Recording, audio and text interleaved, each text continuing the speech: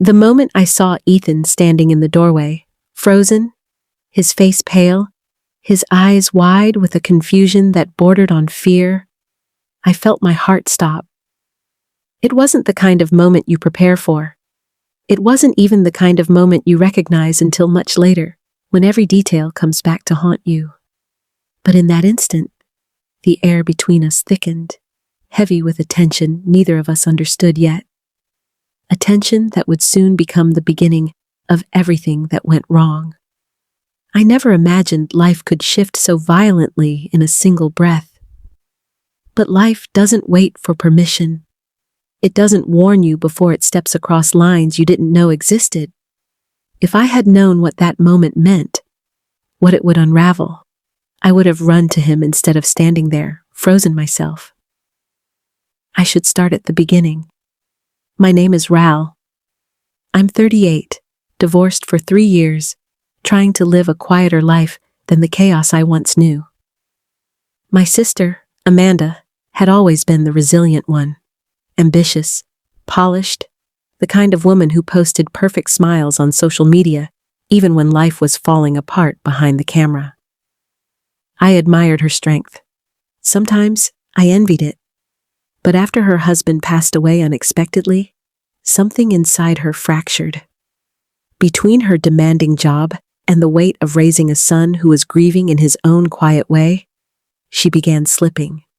She tried to hide it, but I could see the cracks forming long before she admitted them.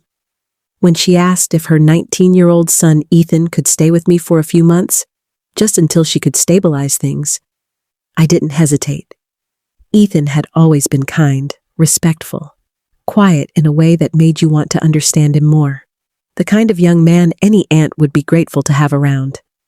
The first few weeks felt normal enough. He helped around the house, kept to his routines, even made me laugh sometimes with that dry humor he'd inherited from his father. But there was always something shadowing him, a heaviness in his eyes, a kind of distance that didn't quite feel like teenage moodiness. I didn't think much of it until that warm Saturday morning, the morning that changed everything. I was getting ready to meet some friends, adjusting a denim jacket in the mirror, when I heard the floorboards creak behind me. I thought nothing of it. This old house creaked all the time, until I turned and saw Ethan standing there. "Hey, Aunt Rachel," he said, but his voice cracked, the words collapsing into silence. His gaze wasn't on me, it was past me, at the mirror, at something I couldn't see. My pulse quickened, not from embarrassment, but from the look on his face. A look I'd never seen on him before. Startled, shaken, almost terrified. "Ethan?"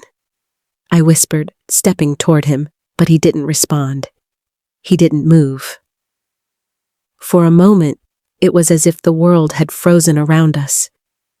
His hands were trembling. His breathing was fast, unsteady. And in his eyes, I saw something I didn't understand then. A silent plea, a warning, a secret he wasn't ready to say out loud. I'm sorry," he finally stammered, backing toward the hallway. But he didn't leave, and neither of us moved. The silence between us wasn't awkward this time. It was electric with dread. Something had happened. Something he had seen. Something he didn't know how to explain. And that moment, the moment I didn't press him, didn't ask, didn't force him to tell me, was the moment I would come to regret more than anything else. Because the next morning, Ethan was gone, and everything changed. I laughed nervously, trying to steady my breathing. "It's fine, Ethan. You just startled me, that's all." I stepped past him, forcing calm into my voice, pretending everything was normal. But something wasn't. I could feel it in the silence behind me. His hesitation, his confusion, the way his gaze seemed to linger on the room rather than on me. When he finally muttered an apology and drifted down the hallway, I exhaled shakily. That night, I couldn't stop replaying the expression on his face. Not curiosity, not embarrassment, something deeper, something unsettled. I told myself I was imagining it, that he was just a kid going through more grief than he knew how to carry. But over the next few days, the shift between us became impossible to ignore. Ethan started helping me more, washing dishes without being asked, bringing me coffee in the mornings, tidying the porch, checking the locks twice before bed. Small things, thoughtful things, but done with a strange attentiveness I didn't recognize. Almost as if he was trying to keep busy or keep watch. The way he said my name, the way his eyes lingered just a moment too long, it wasn't inappropriate.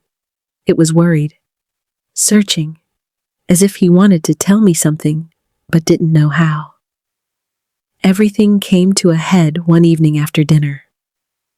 We sat on the porch, listening to the rain hammer softly against the roof. The conversation drifted from light teasing to heavier things. His dad, the loneliness he'd been carrying, the way he felt disconnected from the world ever since the accident. I don't feel like I belong anywhere anymore, he admitted quietly. The vulnerability in his voice cut through me. I reached over, placing my hand over his in a gesture meant purely to comfort. His fingers tightened around mine, not in longing, but in fear. Real fear. "Aunt Rachel," he whispered, voice trembling. "You always make me feel safe, like nothing bad can get to me here." A cold shiver ran through me. Not because of his words, but because of the way he said, "nothing bad." As if something bad was already following him. I pulled my hand back gently, forcing a reassuring smile. "You're safe here, Ethan, but you look exhausted. Try to get some sleep tonight, okay?" He nodded, but before walking inside, he gave me a look I still can't forget. A look that said, "There's something I'm not telling you." Sleep became impossible. I lay awake staring at the ceiling, listening to the house creak around me. Thoughts twisted through my mind, memories, fears, the ache of years spent ignoring my own loneliness. But beneath all of that was the growing dread that Ethan was hiding something he was afraid to say. By morning, the house was quiet again. Too quiet. At breakfast, we pretended nothing had changed, that last night hadn't happened. But the silence between us wasn't normal. It was heavy, with the weight of unspoken things. He went about his day as respectfully as always, yet every glance he gave me felt charged. Not with emotion, but with warning. A warning I didn't understand. A warning I didn't take seriously enough, and that was my first mistake. Over the next few days, I caught myself putting extra effort into my appearance, telling myself it was harmless. Just a confidence boost after years of feeling invisible. But deep down, I knew it was more than that. It was a way of regaining control, a way of feeling grounded when everything around me had begun to shift in ways I didn't fully understand. A week later, Amanda called. She said she'd be visiting soon to take Ethan home. I felt two things at once: relief and a strange, quiet disappointment. Relief that the strange heaviness between us would finally lift. Disappointment because, despite everything, his presence had filled corners of the house I hadn't realized were empty. The night before Amanda arrived, Ethan and I ended up in the kitchen cleaning after dinner. The air between us felt thick. Not with anything inappropriate, but with everything unsaid. With fear he wouldn't voice, with questions I didn't know how to ask. When our hands brushed while reaching for a glass, we both froze. For a single breath, we looked at each other. Not in longing, but in recognition. Like two people caught in the same storm, unsure of where the lightning would strike next. I'm going to miss this place, he said quietly, almost to himself. You'll visit, I replied, forcing casualness I didn't feel. He hesitated, then gave a small, uneasy smile. Yeah, maybe I shouldn't. His tone wasn't playful. It was troubled, and for a moment I realized he wasn't talking about the house at all. He was talking about whatever had been haunting him since the day he arrived. Just like that, the heaviness broke. We both let out awkward little laughs and returned to our tasks, pretending the air wasn't charged with meanings we didn't understand. The next day, when he packed his bags and hugged me goodbye, I held him for a moment longer than I intended. His heartbeat felt fast, uneven, almost scared. When he pulled away, he looked at me with eyes full of questions. The kind a person asks without speaking. The kind that come from carrying too many secrets for too long. After he left, the house felt unbearably quiet. Not empty, hollow. I found myself standing outside his room, listening to a silence that felt wrong. His absence echoed through the hallway in a way that scratched at my nerves. I told myself it was just loneliness, that he had been grieving, vulnerable, that emotions can twist the truth, trick you into seeing meaning where there is none. But somewhere beneath all the excuses was a whisper I couldn't shake. What if something was happening that I didn't see? What if his fear wasn't about grief at all? Weeks passed. Slowly, life settled back into its old rhythm. Amanda sent pictures of Ethan settling into college, smiling, confident, surrounded by new friends. I smiled when I saw them, proud of him, relieved. And yet, a quiet unease followed me like a shadow. Because sometimes, late at night, I'd think back to that morning, the startled look in his eyes, the tension in his shoulders, the spark of something I didn't understand at the time. A warning, maybe, or a plea. Something that changed everything, and that I still couldn't explain.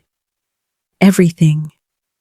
And though I'd never admit it aloud, that moment reminded me that heartache and loneliness often walk dangerously close to each other, separated only by the thinnest, most fragile line. And sometimes, even when you know better, even when every rational part of your mind is screaming, your heart forgets the rules your mind tries so hard to enforce. It wasn't passion, not really.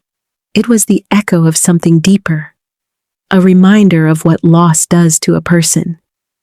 How grief rearranges you from the inside out, how it convinces you that any connection, any warmth, any sense of being seen is a lifeline you can't afford to lose. But beneath all of that, there was something else. Something I couldn't name. Something about that morning. The startled look in Ethan's eyes, the quiet fear beneath it, that kept replaying in my thoughts long after he left.